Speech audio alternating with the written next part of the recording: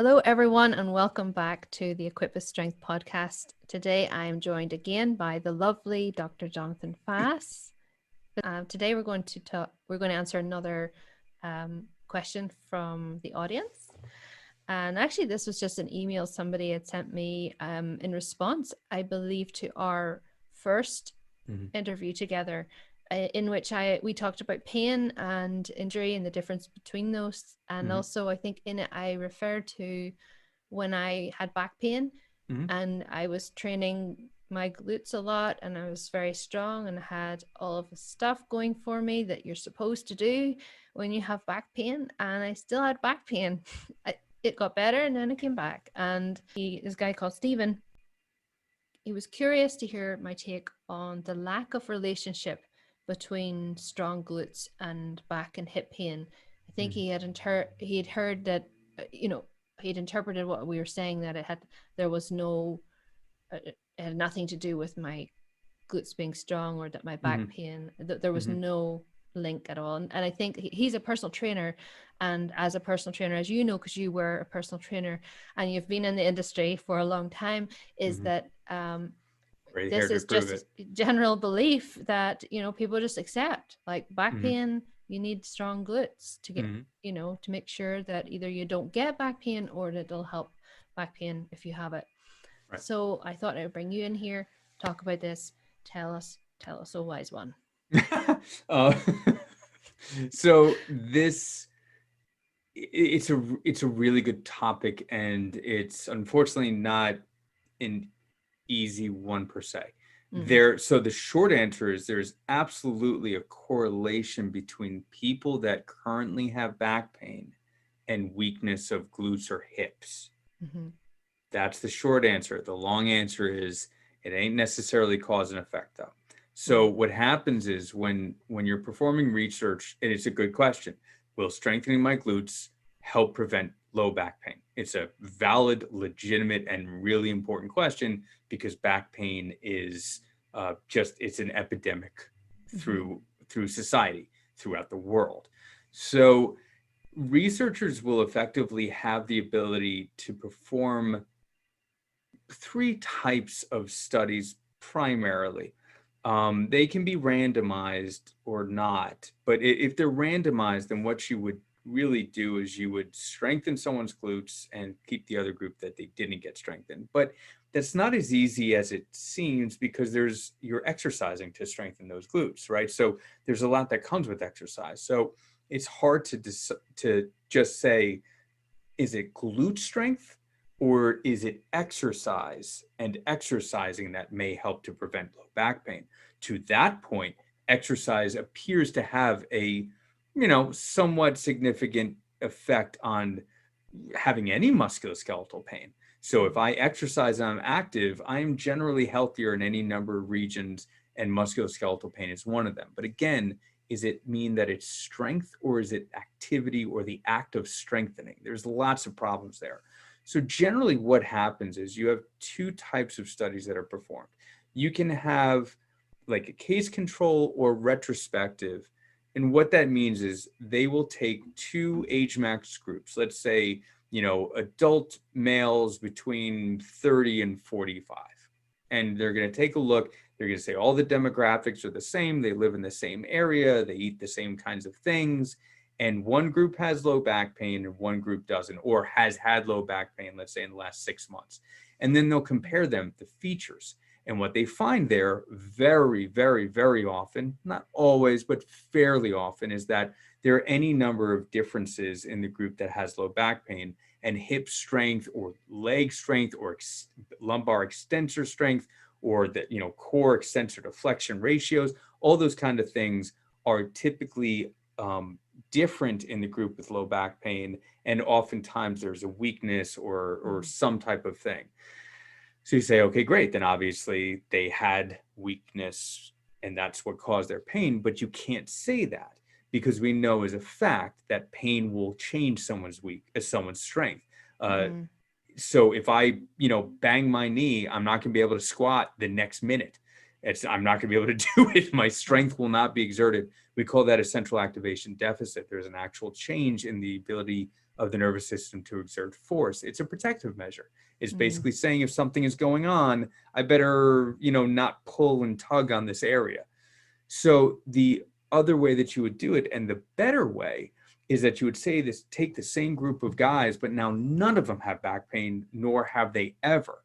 Then you take the measures. You put one group in high strength and one group is lower strength, and there should be a difference between those two groups. Mm-hmm. Then you let them go on and you catch up with them a year, 5 years, 10 Mm-hmm. years from then, and see which groups had more pain. That then maybe you could say there could be a predictive value there. Although, again, there's a lot of variables that come in between a year, 5 years, whatnot. So it's a very difficult type of study to perform. You've got to be able to manage all of these different variables and all the things that can happen to a person over time. And you have to make sure that you're measuring the things that are actually valid.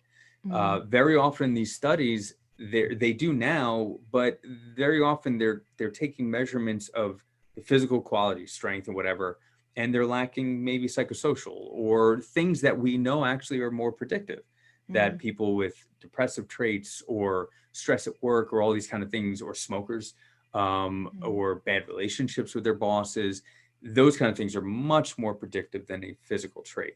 So here we already have problems, right? How do I perform a study that will predict, that will measure enough stuff to say, hey, these are the things that predict pain, don't necessarily cause it, they're just, thumbs on the scale. And it takes more money and more time to do it the right way. So the lion's share of research, and the reason why this is such a thing in strength and conditioning, rehab, is there's 100 papers of, we looked at pain and no pain and said these guys were weaker, versus papers that say we looked at these people and saw who developed pain over time. So that's the first part. When you look at studies like that, very often they're done with athletes because they're much easier to track and follow, and they're doing the same type of activities, and I can probably track them for a shorter period of time because they're exerting more, they're doing more. Amount of work or work related lifting or things like that may also be predictive of back pain. So if I'm doing more, then I expose myself to more opportunity where I may hurt myself. It doesn't mean that activity actually caused it per se. It's just I'm exposing myself to more opportunity where that might happen, if that makes sense. So in those studies, they don't really find stuff. It's inconsistent. Sometimes you find, I've seen studies where, asymmetry, left to right hip extension, but not abduction, will it be a risk factor, but it'll only be a risk factor for the women that were in the study, not for the men. When you go, well, I guess there's Q angles, I don't know. Then those same studies, interestingly enough, will be followed up by the same researchers saying, so we took this group that had asymmetries and then we strength trained them and we eliminated the asymmetries, and wouldn't you know it, it didn't reduce their risk of pain. So if they did that, or injury, or however they classify it. So basically what seems to happen in the studies that are best, that will have the best opportunity to give you the possibility of cause and effect as something that, well, if I can predict it from happening, then maybe it's causative. If I predict something and it doesn't happen, then it can't be. And what they're finding is, well, it's predictive, but if we try to correct it, it doesn't actually work. And that there lies the problem. So it seems, we know as a fact that research demonstrates this very clearly, that pain is a multifactorial event. It's not just the physical thing. It's not just the quality of strength, the quality of neuromuscular control. Those things may be factors. They may be things, and it's reasonable to assume that there may be some influence here, but there's psychosocial, environmental, sleep, behaviors, beliefs, work environment, home environment.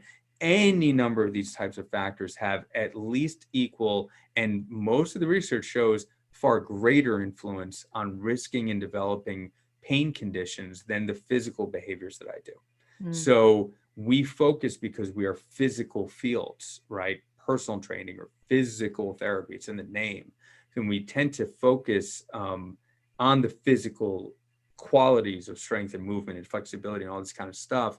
But it appears that as research has produced more evidence towards when they assess psychological conditions, social conditions, that these things are Mm, more predictive than even those. We need to catch up with that. And we need right.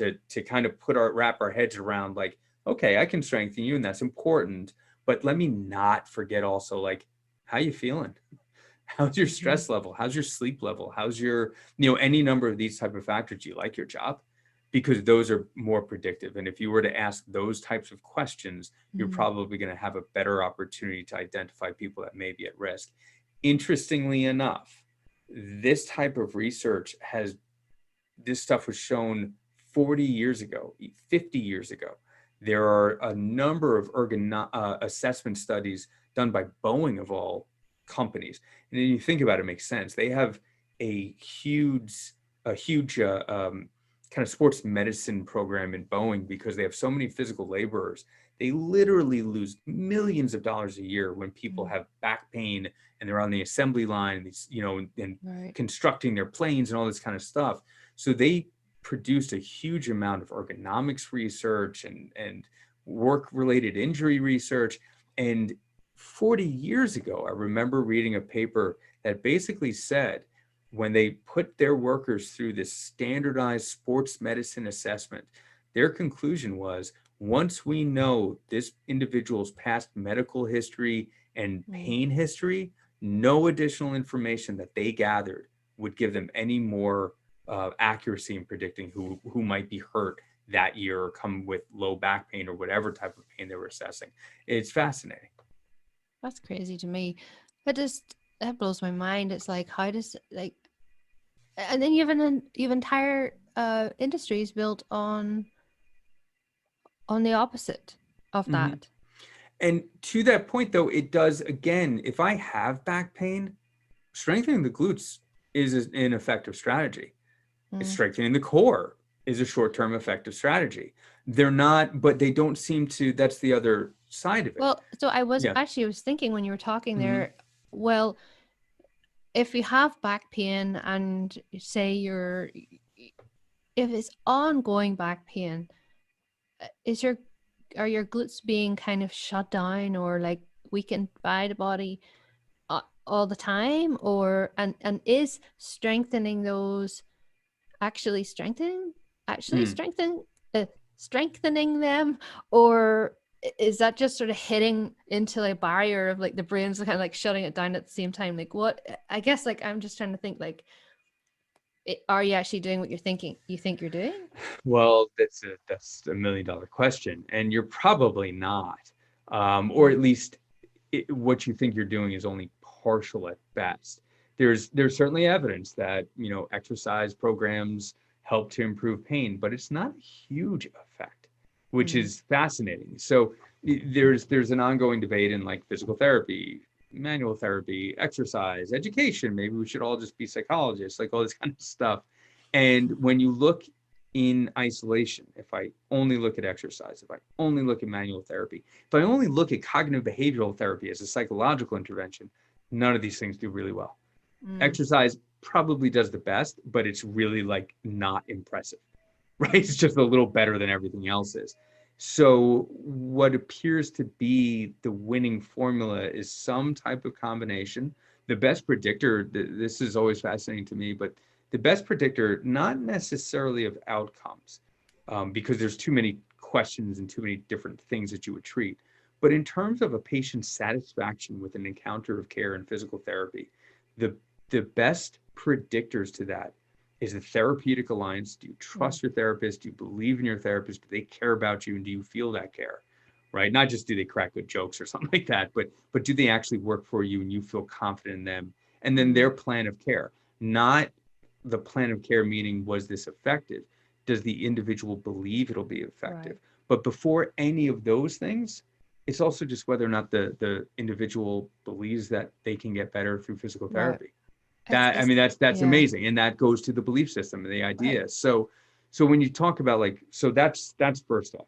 So as far as what are we doing and is the glute shut down, I think that's an excellent question. I would argue that the best leading theory and what is thought to be occurring when I have, like, let's say, chronic low back pain and I have weak glutes. My nervous system, I didn't have pain because something was weak. I have something weak because I had pain. Mm-hmm. And that seems to be very clear.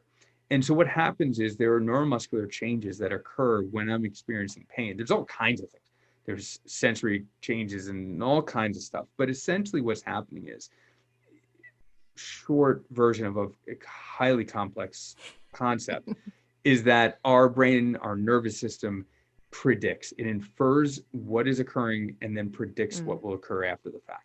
So if I get a bunch of information about a certain task, then my brain is predicting what will result from me participating in that task, millisecond by millisecond.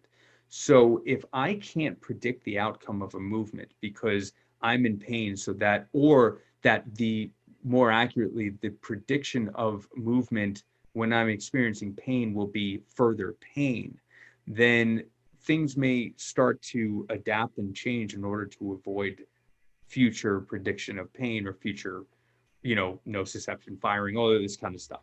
So when that happens in perpetual, cycles, you're essentially producing, and what appears to be the case, is low level muscle activation. You're basically, it's almost like sitting, you're sitting at the red light. It's about to turn green and you just start to put your foot on the gas. Right. You don't start moving yet, but you're just getting ready. So a system that may predict threat, or more accurately, not have the ability to predict safety, is going to be a little bit more prepared for fight or flight, because that is the result of being under threat or not being in safety. It's ironic, therefore, that when we talk about fight or flight, and you think about position of fight or flight, or the fetal position to protect, where the areas that always hurt, it's my shoulders, it's my neck, it's my low back, as it's, all of these things become sensitized to give me advanced warning, or upregulate information that may be valuable to my continued health, safety, ability to procure food, shelter, raise offspring, that sort of thing. So if I'm producing this low level of activity, I'm trying to resist more motion that can't be predicted to be safe, right? If I'm walking around and my back hurts, I'm not going to walk all, kind of crazy. Right. I walk very stiff to try to control movement that may not be accessed freely, interpreted freely, or able to produce safety, right? And if I'm constantly in this low level of co-contraction that may flare up if I try to move too greatly, too much of a speed, too much of a force, then essentially what's happening is I'm producing isometric force contraction at a regular rate, and this has been shown. And if I do that, isometrics are poor stimulators of hypertrophy or strength. So the irony is, I am reducing my muscle activity overall, my range of muscle activity, right? I'm not taking a joint through a full range of motion. I'm severely restricting it. So I'm at the same time, I am too strong in one in a reduced window of range of motion, and then weakened in all the range of motion that I have now not Right. produced. Right. And so, and as that muscle weakens, or the neuromuscular control of that degrades over time, prefers different movement patterns that may not be permissible to the activities of living that I do, then I'm reducing my ability to then contend with those activities. So I continue to get worse and worse by trying to protect and protect. And those are all natural things. We do them. They don't always result in pain either. They may be adaptive, and it's totally fine. But if there's enough of a perturbation in my movement or my behavior or my activity, or I got poor sleep, or I raised in stress, or any number of these types of things, then I may have a little bit of pain, a little strain feeling, any of those types of things. Um, so it's obviously more complex than just having strong glutes. Oh yeah.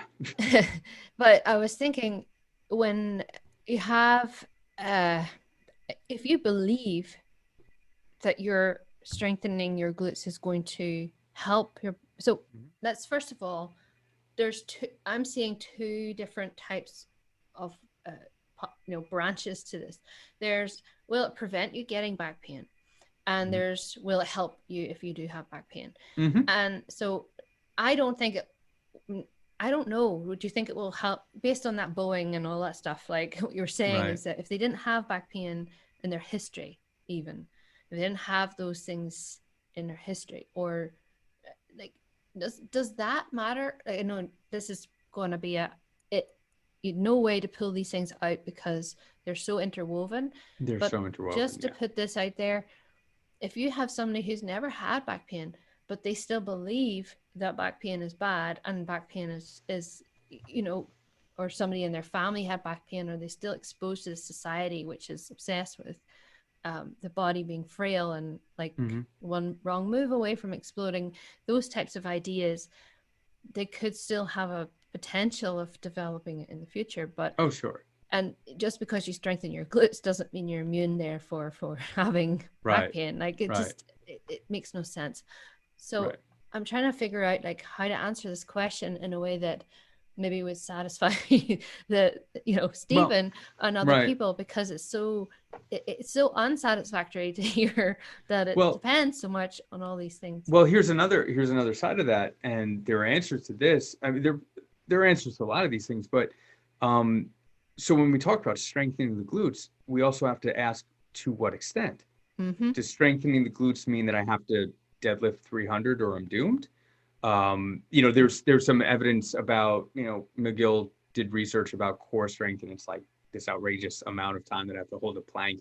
And again, that was like, okay, maybe, type of stuff. But there's interesting research that looks at what type of exercise works well for any number of qualities that corresponds, not specifically that I'm aware of with low back pain, although maybe it was, but I recall it being more about pain in general, but it might have actually been back pain, because that is typically the most studied type of pain.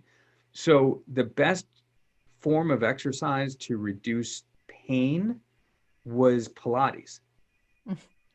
I mean, you can get stronger in Pilates, but I don't think we'd think of it as like the type of strength training stuff that we do, right? And then if you were looking for like neuromuscular control, then it was like heavier strength training, which makes sense because it's neuromuscular movement, but not necessarily like, the kind of coordination drills that we think of either, right? So it's stuff where it's like, if I want this quality, I can do this, but these other ones are probably fine too. It's just that this one wins. And I always found it interesting that the best thing to avoid pain in this group of studies was Pilates, which is not a lot of strength at all. I mean, relatively speaking, it's just exercise. But so, so even if the answer is true, it's not by much. So we don't really have to go crazy and wild the way that seems to be discussed in personal training world, right? Or physical therapy world for sure. How much strength is enough? It turns out probably not that much. Yeah, when you were saying about the Pilates thing, what came to my mind was that it was marketed like that. Pilates was marketed to help pain. Yeah, it was, and to help prevent pain. Yeah. So if you believe that, like, you just can't separate these things out. Yeah, well, that's fair, but I think in these studies they were introducing Pilates. So but they may not have been. Well, they may not have been, though. I can't say that as a fact. It is possible, and you're right. But so I kind of wonder, it's the sort of thing you can never know unless you're like, you just sort of plant in people's minds that you remember they did all that like those the bracelet things and like the arm like the I don't know, like you try to like placebo effect or whatever. But it's just the association with those types of movements is safe, right? They're not threatening, right? They're whereas some other types of movement and sometimes exercises like seem like, oh, that's very intimidating. One of the cornerstones of chronic pain rehabilitation is generalized cardiovascular exercise. That's why like your average advice when you have low back pain and it just can't, started and it's acute, would be just go for a walk. But interestingly enough, what seems, at least in chronic pain populations and things like fibro or whatever, what beats cardio is Tai Chi. Mm. And there's some strength involved there for sure, depending on how you practice it, but it's slow, gentle, relaxed Mm. movement. I mean, so which goes back to what we were Mm. saying before about this idea of like overguarding, Yeah, overprotective yeah. positioning. If I can relax and reduce my muscle Mm. activity, I may feel better from it because I'm overworking and under recovering, which is a major factor. And that happens Yeah. in an acute stress response. It happens, so it's certainly a chronic stress response. So those kind of things, exactly what you're saying, is just way too interwoven, and any particular quality probably is not necessarily bad, but Mm-hmm. it's not necessarily like, oh, that's the thing. Because if it Right. were, we would have had it fixed. We would have had it fixed Right. decades ago. Yeah. It's just, and yet it keeps, and I that drives Glute me. bridges for everybody. Yeah, No glute more bridges for back everybody. pain. And to that point, and I think as you were saying, that the idea of preventing, all right, so generally exercise more, don't smoke, make sure that you have good genetics, make sure you're born into a wealthier family, make sure, like Yeah. all these like risk factor things, right? And then as far as dealing with low back pain, what appears to be the case is that generalized exercise more or less works, and it depends on the study. Some cardiovascular, you could work the glutes, you could work the core, you could do a whole bunch of stuff, Mm-hmm. and they all seem to work fairly well. Maybe you have manual therapy, maybe you don't. Maybe, it's like all those kind of things. They Mm-hmm. just, all things seem to do decently well, and nothing seems to do better than the other, Hmm. more or less. Exercise wins by just a bit, but it's not much to write home about. It's like a point more on a 100-point scale. Like it's so that's a significant difference in a research study, but it's not really clinically significant. Mm. It's that sort of thing, and that's a good thing, because it means that if you fall into trouble, you probably have lots of answers. Mm-hmm. It gets more complicated when it becomes chronic, because then there are multiple things that will change in a chronic condition. But to that point, low back pain also appears to be, by what's called trajectory research, something that occurs repeatedly. Most Mm-hmm. people do not have a single back pain flare and then they never have it again. And so if you look at what the research says, you probably want to think of low back pain more like asthma, which Mm. is a condition that is ongoing, and you don't think of a cure to asthma, you think of a treatment. When I have a asthma attack, I use a puffer. So when I have my low back pain, I do some more glute bridges or whatever it is that Mm-hmm. affects your pain at that point. And most of the time, that type of back pain will go away in a reasonable period of time. Mm. And So, every once in a while, you happen to find the type of thing that you're caught in at that moment or whatever.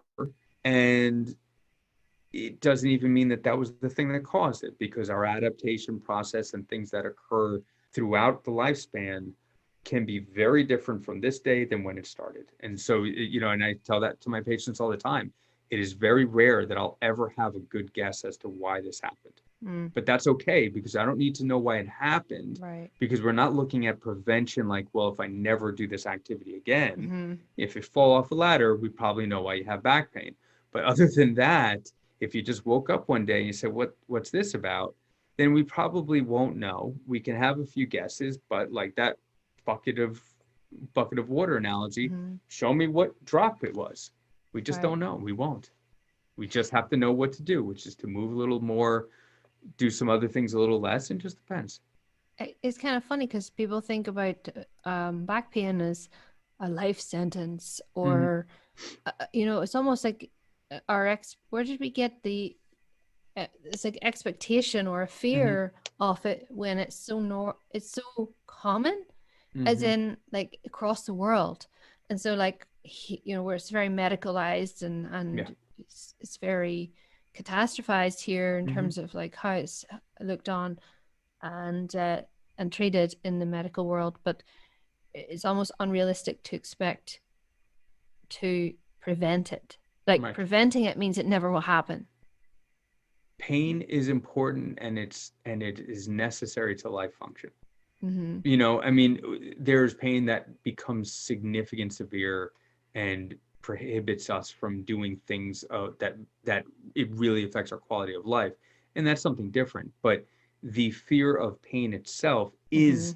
is one of those type of predictors to having pain. So it really does a disservice, exactly as you're saying, when, I drive down this to work every day and I see the billboards that says, got pain, come to the laser center and we'll fix you up. Like it becomes Mm-hmm. something that feels like, I am a successful individual. I live in, a great society. I should be able to just rid myself of pain. It is not only something that's not possible, but in truth, you actually don't want it. There is a condition called a congenital indifference to pain. Um, it is something that someone is born with. They're actually not capable of feeling pain, Mm-hmm. and it is a very horrible condition because they unfortunately die very young. They don't know, they're leaning on the hot stove and don't realize it because they can't feel their hands Right. burning. Oh, They so. have an illness that they don't realize is occurring. They have all kinds of crazy things that happen to these poor people Mm-hmm. because they don't have the necessary pain to say, don't do that, do something else. And they have significant challenges, and their lifespan is severely cut short. So chronic pain is one of the definitions of chronic pain is pain that loses its relevance to protection, right? We can't say, why do I feel pain constantly? It doesn't tell me to do something differently. The more we understand about it, the more that we can start to piece together what that actually means and actually still take lessons and an understanding of what the nervous system is experiencing and therefore trying to do as a protective nature. But the type of pain that we're talking about here, where it's like, even chronic cases, not chronic, my back is constantly in pain, but more Right. like, my back hurts every few months and then I can't squat or something like that, which is certainly not to be, that's not a enjoyable thing. But Mm-hmm. that type of pain and that type of condition is relatively, again, if we look at it more like asthma, and every once in a while someone puts together a thing or changes the lifestyle enough and it kind of doesn't happen again. And that's fantastic. And there are things that we can take from that. And there Mm-hmm. are ways to approach it. But it would be a lie to every individual that has back pain that I've ever treated if I told them, you will never have it again. Mm-hmm. I personally, from my awareness, patients that have returned to me that I've treated for back pain, or whatever, they might return to me because now their shoulder hurts, but their back is doing pretty good. So I would like to think that I have a decent track record, but there's no way that, whatever, that I can prevent every single person from ever having back pain again. It doesn't appear to be something that is part of the mix for at least a portion of the population. Hmm. We could talk about it all night, Mm-hmm. really, because Yeah.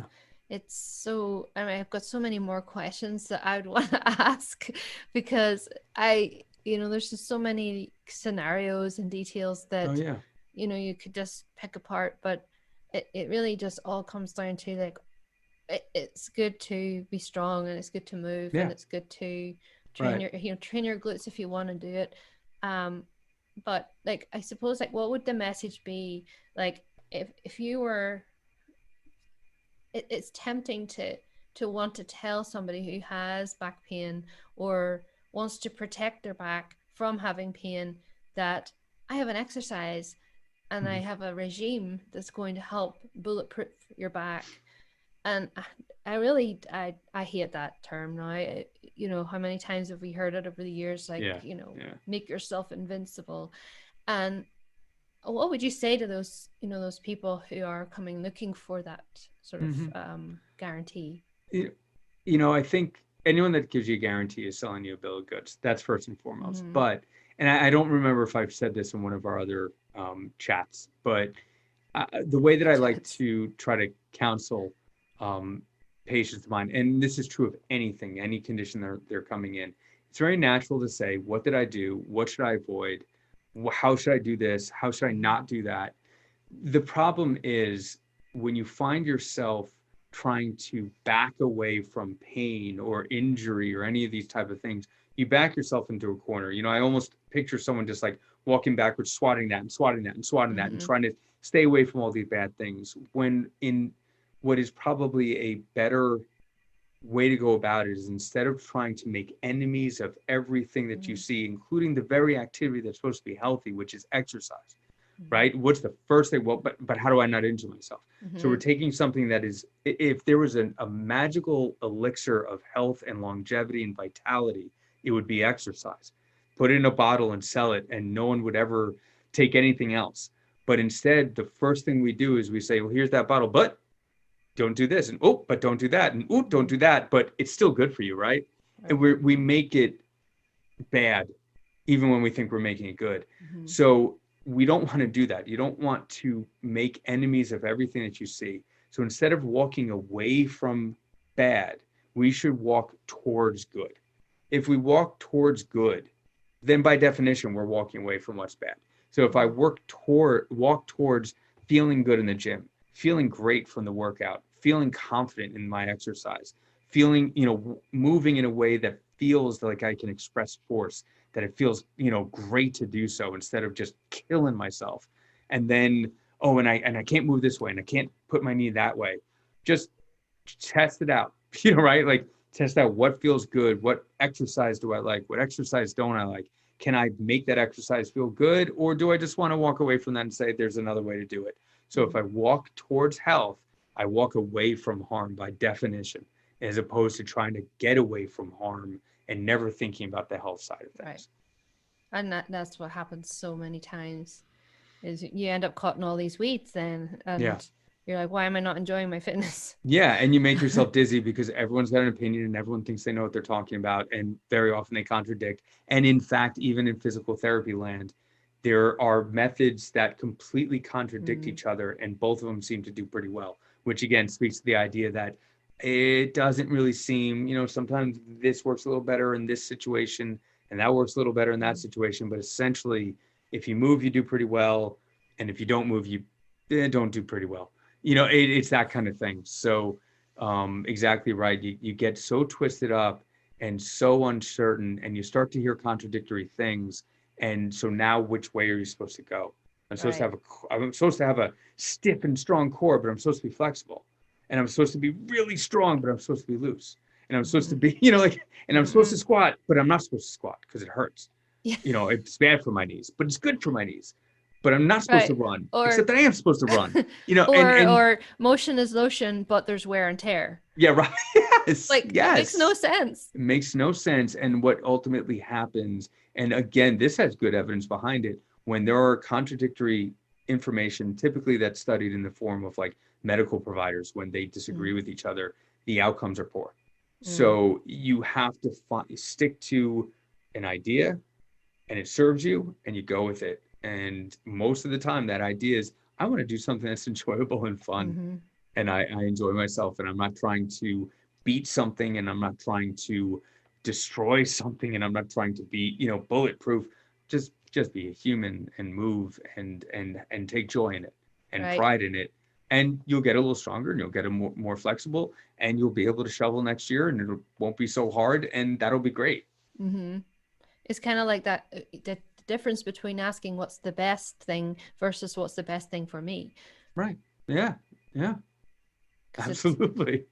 It's like, just have to be comfortable somewhere. It actually, I had a recent episode with Jen Campbell from Balance 365, and she said, I think it was a quote from Brene Brown, who said, you have to be comfortable in the messy middle, because it's easy to choose an extreme.